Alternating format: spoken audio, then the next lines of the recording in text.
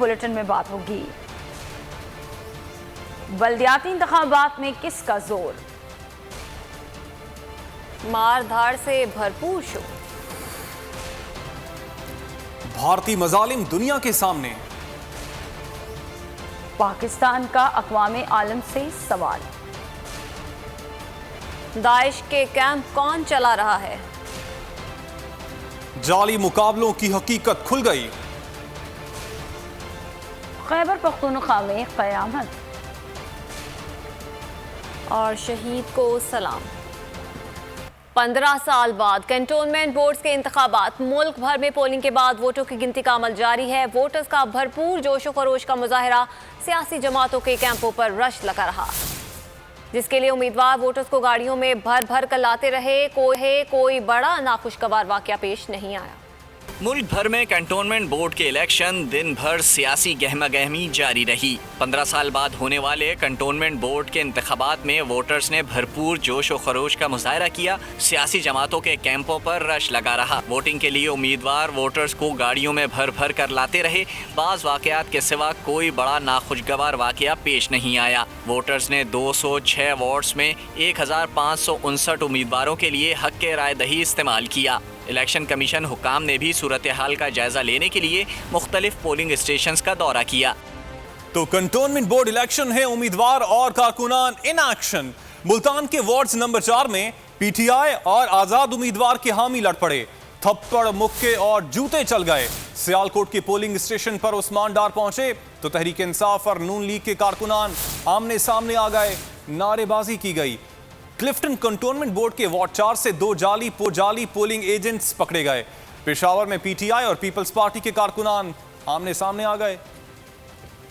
پہلے بھی سب کو مات دی، اب بھی پر امید ہے کہ حقیقی نمائندے منتخب ہوں گے۔ گورنر سندھ عمران اسماعیل کی کراچی میں بات چیت، کہا جیت کسی کی بھی ہو، بس عوام کی خدمت کا جذبہ ہونا چاہیے۔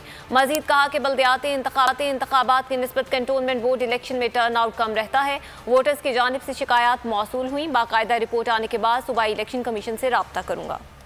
یہ میرا اپنا حلقہ ہے، یہیں سے ہم نے 18 میں شکست فاش دی تھی ان تمام طاقتوں کو۔ اس کنٹونمنٹ بورڈ کے الیکشن میں انشاءاللہ میں سمجھتے ہیں حقیقی نمائندے الیکٹ ہوں گے، اور وہ جو حقیقی طور پہ کنٹونمنٹ بورڈ کو ریپرزینٹ کریں گے، یہاں کے مکینوں کو ریپرزینٹ کریں گے اور علاقے کے مسائل کو حل کرنے کی طاقت اور ہمت رکھتے ہوں گے۔ عمومی طور پہ کنٹونمنٹ بورڈ کے الیکشنز میں ٹرن آؤٹ کم رہتا ہے۔ انشاءاللہ میرا خیال ہے کہ آج گرمی بھی بہت ہے، لیکن میری درخواست ہے تمام لوگوں سے کہ وہ جس بھی جماعت کو ووٹ دینا چاہیں اپنے ووٹ کا استعمال ضرور کریں، آ کے اپنا حق ضرور استعمال کریں۔ صبح سے اس طرح کی شکایتیں آ رہی ہیں، میں اس کا جائزہ لے رہا ہوں۔ جب باقاعدہ رپورٹ میرے پاس آئے گی تو میں پھر صوبائی الیکشن کمیشن سے بھی رابطہ کروں گا اگر ایسی باضابطگیاں اس میں نکلیں۔ ایک پولنگ اسٹیشن بتایا جائے جس کا میں نے دورہ کیا ہو، سوائے اس کے جہاں ووٹ ڈالا۔ وفاقی وزیر علی زیدی کا الیکشن کمیشن کو چیلنج، ٹویٹ کیا کہ اگر دورہ ثابت ہو گیا تو میں وزارت اور اسمبلی کی رکنیت سے بھی مستعفی ہو جاؤں گا۔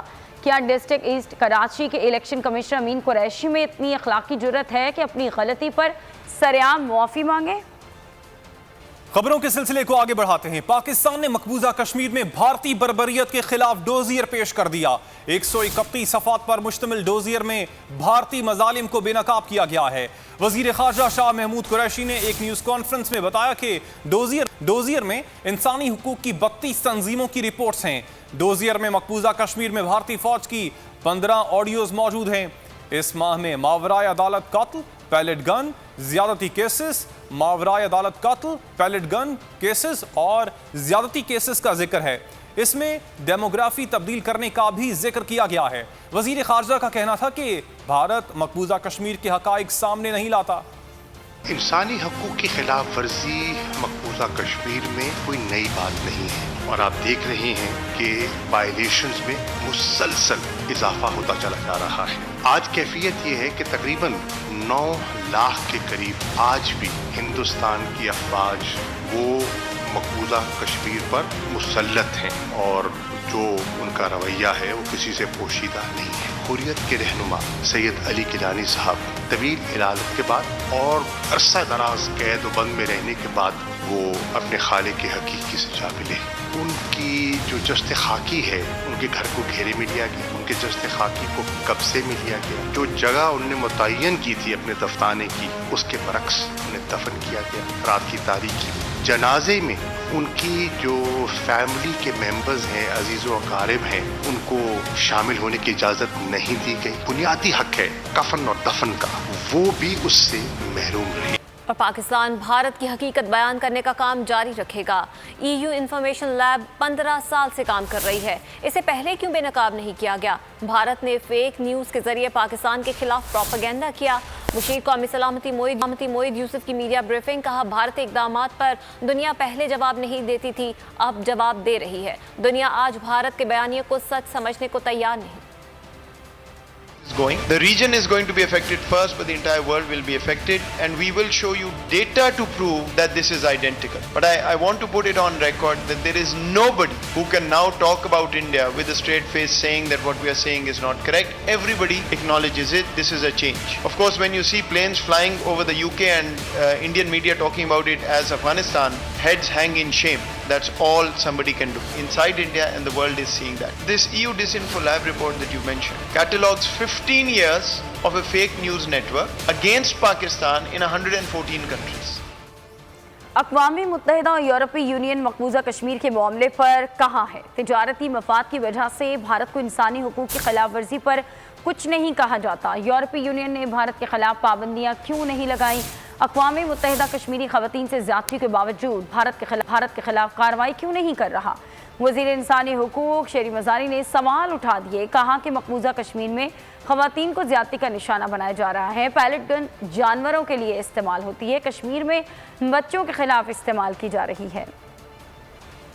Pora में mass rapes हुई थी and the case has been before the Indian courts and nothing has happened on it, and that is where rape was used as a weapon of war for the first time by the Indian security forces in the early 1990s, and that case is still to be resolved. UN की Security Council की resolution है on protecting women and children during armed conflicts. European Union Director General for External Policies provided a policy paper on how European country EU member states should make policies in connection with occupation and annexation. और उसमें clearly amongst the principles एक था that every EU member state has to give a clear-cut statement that annexation will not be recognized. भारतीय media Panjshir की झूठी मनगढ़ंत खबरें चला रहा है। पाकिस्तान की अफगानिस्तान में दिलचस्पी सिर्फ अमन के लिए। उम्मीद है कि तालिबान दुनिया के साथ कदम से कदम मिलाकर चलेंगे। अफगानिस्तान के अकाउंट मुंजमद करना दानिशमंदी नहीं। वज़ीर दाखिला शेख रशीद कहते हैं कि पाकिस्तान में फ़िरका वाराना फ़ज़ा बनाई जा रही है, किसी को फ़िरका वारियत की इजाज़त नहीं देंगे। शेख रशीद ने मज़ीद ये कहा कि इलेक्ट्रॉनिक वोटिंग मशीन से मुताल्लिक़ इलेक्शन कमीशन के तहफ़्फ़ुज़ात दूर करेंगे। बिलावल भुट्टो के खेलने के दिन है, उनसे कोई ख़तरा नहीं। कि अफ़गानिस्तान जो है उसमें पाकिस्तान की दिलचस्पी सिर्फ अमन, इस्तेहकाम और तरक्की है। कि अफ़गानिस्तान पहली तारीख से अभी तो उसकी हुकूमत ने आए हुए भी मेरा ख्याल एक ही दिन हुआ है, वो भी ऐलान ही हुआ है। दुनिया ये चाहती है कि अफ़गानिस्तान 8 दिन में स्कैंडिनेविया बन जाए, वो वक्त लेगा। और हमें ये याद रखना चाहिए कि अफ़गानिस्तान में उसके अकाउंट मुंजमद करना कोई दानिशमंदी नहीं है, ये इंसानी बहरान पैदा कर सकता है। और हमें तवक्के रखनी चाहिए कि तालिबान भी अब दुनिया के साथ कदम से कदम मिला के चलेंगे और दहशतगर्द की तंजीमों को, खा वो TTP हो, खा वो दाइश हो, उसको वहाँ से पनपने का और उसकी सरजमीन इस्तेमाल करने का मौका नहीं देंगे। हर आदमी को अपने अकीदे पे को छोड़ना नहीं चाहिए, किसी के अकीदे को छेड़ना नहीं चाहिए, और जो किसी के अकीदे को छेड़ेगा उसको छोड़ूंगा नहीं। क्योंकि इस मुल्क में सेक्टेरियन जो फ़ज़ा बनाई जा रही है उसके पीछे भी गैर मुल्की हाथ है। अहम खबर है मुल्तान से, जहां पर कंटोनमेंट बोर्ड के इलेक्शन में 10 में से 8 वार्ड्स के गैर सरकारी